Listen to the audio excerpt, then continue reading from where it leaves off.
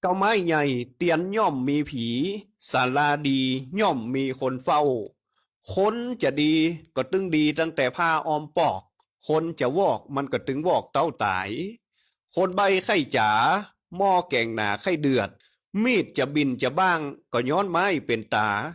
คนจะเสียพญาปัญญาก็ย้อนเปื้อนปลาเข้าวงเล่าใครมีเงินนักคือปลูกพักไว้กินใครเป็นหนี้เป็นสินคือเอาตึงแปะตึงยืมเอา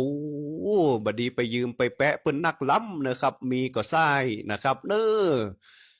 เปิกนั้นน้ำหากปลาเป็นเอาน้ำใส่เย็นช่วยเหี่ยก็ตึงมดเสี่ยง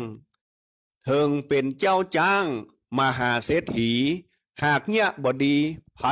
บ่อวดอ้างคนลวกอยู่ที่เก่าบ่เต้าคนง่าวเตียวต่างคนลวกคนเดียวบ่เต้าง่าวตึงหมู่อันนี้ก็ตึงแต้อยู่นะครับเว้นหมาฮื้อปอศอกเว้นวอกฮื้อปอวาเว้นคนปาลาฮื้อไก่หมื่นโยดแสนโยดนะครับใครเป็นเจ้าฮื้อมันเฮียนกุลใครเป็นขุนฮื้อมันเข้าเฝ้าใครกินก็ฮื้อมันไปต้งไปนาใครมีเงินฮื้อมันขายมันกาให้เป็นขี้ข้าให้มันเล่นไพ่ไฮโล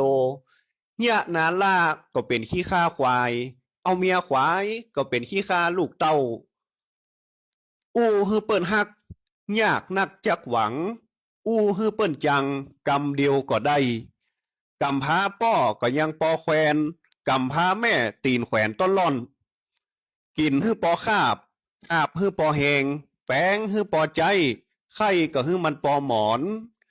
สิบเถื่อนพาบ่เต้าคมขวานหลาน10 คนบ่เต้าลูกเต้าบ่เต้าผัวฮักเมียแปลงอันนี้ก็แต้อยู่นะครับเยี่ยการคนเดียวเหมือนจะตายเยี่ยการคนหลายเหมือนจะเล่นนกจะหนีห่มก่อนมอนจะหนีหัวเอา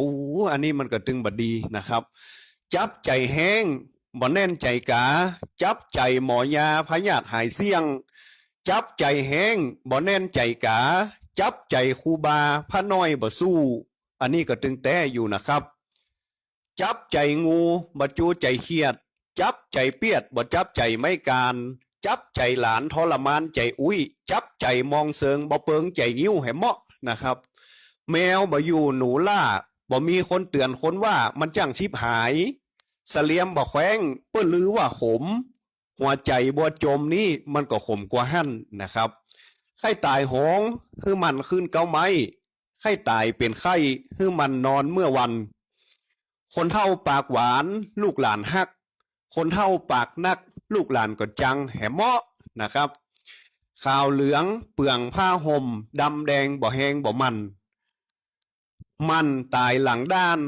ค้านตายก็หลังฮักอันนี้ก็ตึงแตะนะครับดำน้ำก็ฮือหันทรายนอนหงายก็ฮือหันบนฟ้าตุกจะไปหนีมีจะไปอวดกิ่วคองูอู้คอจ้างน้ำเย็นป่าค้อนน้ำฮ้อนป่าหนี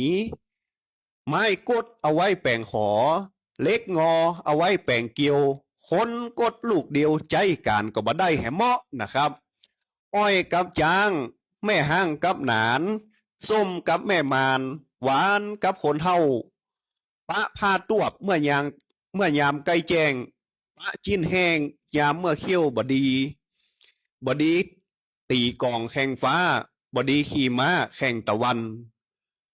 บดีล้อมหัวตาควายบดีตีฝ่ายตาน้ำอันนี้เขาหันได้ชัดเจนนะครับบดีเอาอย่างไปเกิ้ง